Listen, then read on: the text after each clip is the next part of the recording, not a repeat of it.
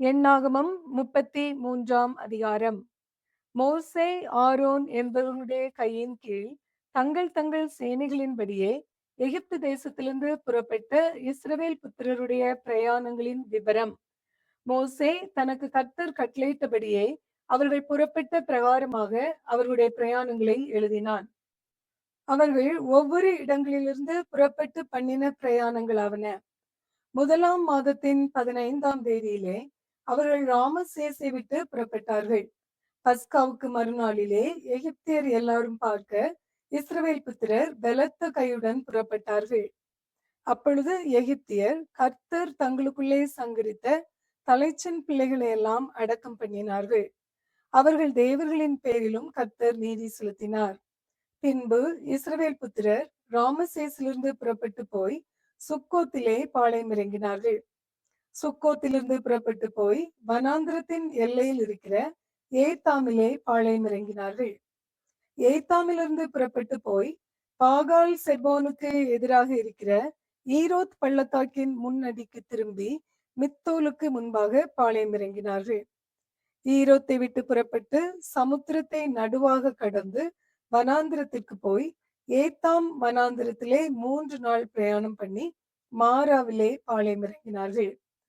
மாராவிலிருந்து புறப்பட்டு ஏலீமுக்கு போனார்கள். ஏலீமிலே 12 நீரூற்றுகளும் 70 பேரீச்ச மரங்களும் இருந்தது. அங்கே பாளையம் இறங்கினார்கள். ஏலீமிலிருந்து புறப்பட்டு சிவந்த சமுத்திரத்தின் அருகே பாளையம் இறங்கினார்கள். சிவந்த சமுத்திரத்தை விட்டு புறப்பட்டு போய் சீன் வனாந்திரத்திலே பாளையம் இறங்கினார்கள். சீன் வனாந்திரத்திலிருந்து புறப்பட்டு போய் தொப்காவிலே பாளையம் இறங்கினார்கள். தொப்காவிலிருந்து புறப்பட்டு போய் ஆலூசிலே பாளையம் இறங்கினார்கள். ஆலூசிலிருந்து புறப்பட்டு போய் ரெவிதீமிலே பாளையம் இறங்கினார்கள். அங்கே ஜனங்களுக்கு குடிக்க தண்ணீர் இல்லாதிருந்தது.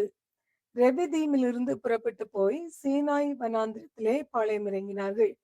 சீனாய் வனாந்திரத்திலிருந்து புறப்பட்டு போய் கிப்ரோத் அத்தாவிலே பாளையம் இறங்கினார்கள். கிப்ரோத் அத்தாவிலிருந்து புறப்பட்டு போய் ஆசுரோத்திலே பாளையம் இறங்கினார்கள். ஆசுரோத்திலிருந்து புறப்பட்டு போய் ரித்மாவிலே பாளையம் இறங்கினார்கள்.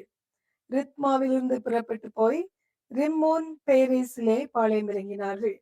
ரிம்மோன் பேரேசிலிருந்து புறப்பட்டு போய் லிப்னாவிலே பாளையம் இறங்கினார்கள்.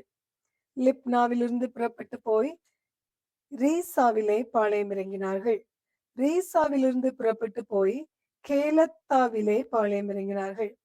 கேலத்தாவிலிருந்து புறப்பட்டு போய் சாப்பேர் மலையிலே பாளையம் இறங்கினார்கள். சாப்பேர் மலையிலிருந்து புறப்பட்டு போய் ஆரதாவிலே பாளையம் இறங்கினார்கள். ஆரதாவிலிருந்து புறப்பட்டு போய் மக்கெலோத்திலே பாளையம் இறங்கினார்கள். மக்கெலோத்திலிருந்து புறப்பட்டு போய் தாகாத்திலே பாளையம் இறங்கினார்கள். தாகாத்திலிருந்து புறப்பட்டு போய் தாராகிலே பாளையம் இறங்கினார்கள். தாராகிலிருந்து புறப்பட்டு போய் மித்காவிலே பாளையம் இறங்கினார்கள். மித்காவிலிருந்து புறப்பட்டு போய் அஸ்மோனாவிலே பாளையம் இறங்கினார்கள். அஸ்மோனாவிலிருந்து புறப்பட்டு போய் மோசரேத்திலே பாளையம் இறங்கினார்கள். மோசரோத்திலிருந்து புறப்பட்டு போய் பெனயாக்கானிலே பாளையம் இறங்கினார்கள். பெனயாக்கானிலிருந்து புறப்பட்டு போய் கித்காத் மலையிலே பாளையம் இறங்கினார்கள். கித்காத் மலையிலிருந்து புறப்பட்டு போய் யோத்பாத்தாவிலே பாளையம் இறங்கினார்கள். யோத்பாத்தாவிலிருந்து புறப்பட்டு போய் எப்ரோனிலே பாளையம் இறங்கினார்கள். எப்ரோனிலிருந்து புறப்பட்டு போய் ஏசியோன் கேபேரிலே பாளையம் இறங்கினார்கள். ஏசியோன் கேபேரிலிருந்து புறப்பட்டு போய் காதேஸ் ஆகிய சீன் வனாந்திரத்திலே பாளையம் இறங்கினார்கள். காதேசிலிருந்து புறப்பட்டு போய் ஏதோம் தேசத்தின் எல்லையில் இருக்கிற ஓர் என்னும் மலையிலே பாளையம் இறங்கினார்கள். அப்பொழுது ஆசாரியனாகிய ஆரோன் கர்த்தருடைய கட்டளையின்படியே ஓர் என்னும் மலையின் மேல் ஏறி அங்கே இஸ்ரவேல் புத்திரர் எகிப்து தேசத்திலிருந்து புறப்பட்ட 40ஆம் வருஷம் 5ஆம் மாதம் 1 தேதியிலே மரணமடைந்தான். ஆரோன் ஓர் என்னும் மலையிலே மரணமடைந்த போது 123 வயதாயிருந்தான். அந்நாட்களிலே கானான் தேசத்தின் தென் திசையில் குடியிருந்த கானானியனாகிய ஆராத் என்னும் ராஜா இஸ்ரவேல் புத்திரர் வருகிறதை கேள்விப்பட்டான். ஓர் என்னும் மலையை விட்டு புறப்பட்டு போய் சல்மோனாவிலே பாளையம் இறங்கினார்கள். சல்மோனாவிலிருந்து புறப்பட்டு போய் பூனோனிலே பாளையம் இறங்கினார்கள். பூனோனிலிருந்து புறப்பட்டு போய் ஓபேத்திலே பாளையமிறங்கினார்கள். ஓபோத்திலிருந்து புறப்பட்டு போய் மோவாபின் எல்லையில் உள்ள அபாரிம் மேடுகளிலே பாளையமிறங்கினார்கள். அந்த மேடுகளை விட்டு புறப்பட்டு போய் தீபோன் காத்திலே பாளையமிறங்கினார்கள். தீபோன் காத்திலிருந்து புறப்பட்டு போய் அல்மோன் திப்லத்தாமிலே பாளையமிறங்கினார்கள். அல்மோன் திப்லத்தாயிமிலிருந்து புறப்பட்டு போய் நேபாவுக்கு எதிரான அபாரின் மலைகளிலே பாளையமிறங்கினார்கள். அபாரின் மலைகளிலிருந்து புறப்பட்டு போய் எரிகோவின் அருகே யோர்தானை சார்ந்த மோவாபின் சமனான வெளிகளிலே பாளையமிறங்கினார்கள். யோர்தானை சார்ந்த மோவாபின் சமனான வெளிகளில் அவர்கள் பெத்யசி மோத்தை தொடங்கி ஆபேல் சித்தீம் மட்டும் பாளையமிறங்கியிருந்தார்கள்.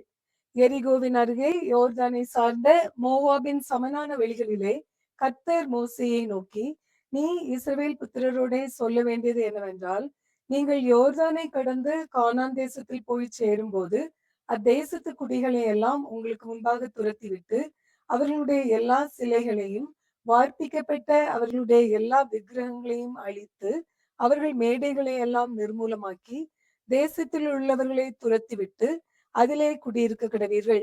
அந்த தேசத்தை சுதந்திரித்துக் கொள்ளும்படி அதை உங்களுக்கு கொடுத்தேன். சீட்டு போட்டு தேசத்தை உங்கள் குடும்பங்களுக்கு சுதந்திரங்களாக பங்கிட்டு அதிக ஜனங்களுக்கு அதிக சுதந்திரமும் கொஞ்ச ஜனங்களுக்கு கொஞ்ச சுதந்திரமும் கொடுக்க கடவீர்கள். அவரவர்க்கு சீட்டு விழும் இடம் எதுவோ அவ்விடம் அவரவர்க்கு உரியதாகும். உங்கள் பிதாக்களுடைய கோத்திரங்களின்படியே சுதந்திரம் பெற்றுக்கொள்ள கடவீர்கள். நீங்கள் தேசத்தின் குடிகளை உங்களுக்கு முன்பாக துரத்தி விடாமல் இருப்பீர்களானால் அப்பொழுது அவர்களில் நீங்கள் மீதியாக வைக்கிறவர்கள் உங்கள் கண்களில் முள்ளுகளும் உங்கள் விழாக்களிலே கூறுகளுமாயிருந்து நீங்கள் குடியிருக்கிற தேசத்திலே உங்களை உபத்திரவப்படுத்துவார்கள். அன்றியும் நான் அவர்களுக்கு செய்ய நினைத்ததை உங்களுக்கு செய்வேன் என்று சொல் என்றார். எண்ணாகமம் 33 அதிகாரம் நிறைவு பெறுகிறது.